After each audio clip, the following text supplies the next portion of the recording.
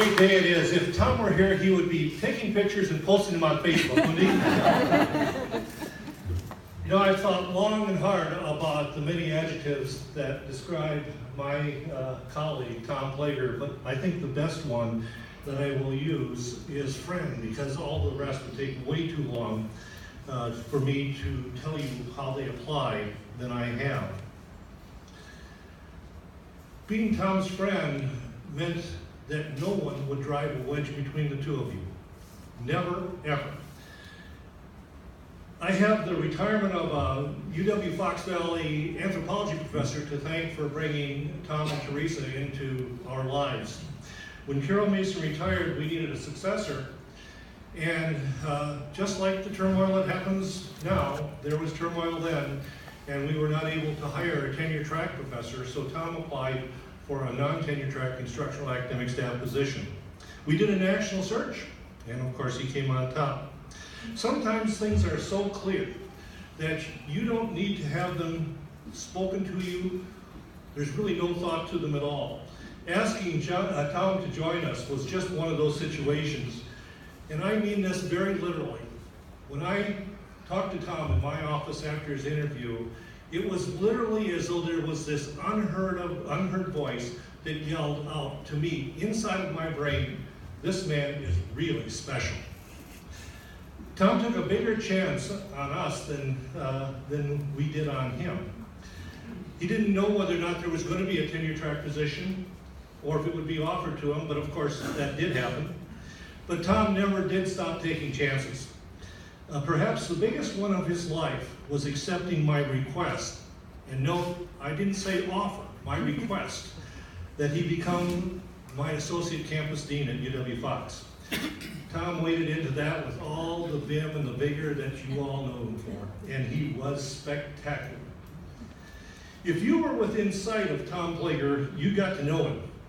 Tom could get a conversation out of the proverbial fence post.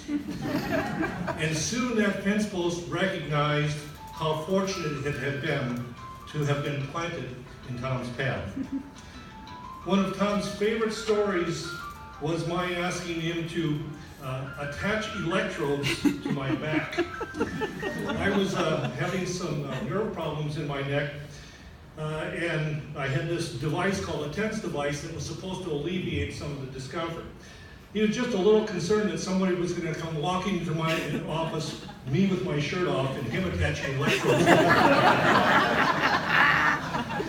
We did it. We were able to laugh about that story every single time we saw each other, and oh boy, could he ever laugh. Teresa will tell you that Tom and I loved to poke at each other. It mattered almost not about what we were poking, but we poked. Shoes, chainsaws, college campuses, beer, wine, ties, suits. We were like two alpha males that absolutely loved each other. We especially liked to egg each other on about the best way to help students learn. And of course, we were always both right. I used to tease him about having a PhD in dead things, and because I'm a botanist, he would return the favor by telling me mine was in gardening. Tom was my colleague, but more than that, he was my really dear friend. In my mind, I will always see him beaming, just like that, larger than the life person that he was. I miss him more than you could ever really imagine. I know of no one, and I mean no one, who lived more of the Wisconsin idea and the ideals that are laid out in the sifting and winnowing plaque that are attached to the UW-Baraboo-Sauk County. He was an unabashed proponent for the liberal arts in general and the first-rate education that the UW Colleges as an institution offers its students. Whenever we lose a friend, the world is a little less bright to us.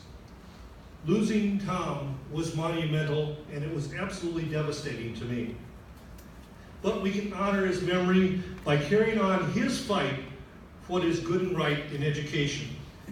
And in my mind, there is absolutely no more fitting tribute to Tom than to have his name now attached to this campus, along with that sifting and winnowing plaque. Thank you, Tom and Teresa, for being part of all of us and being part of all this.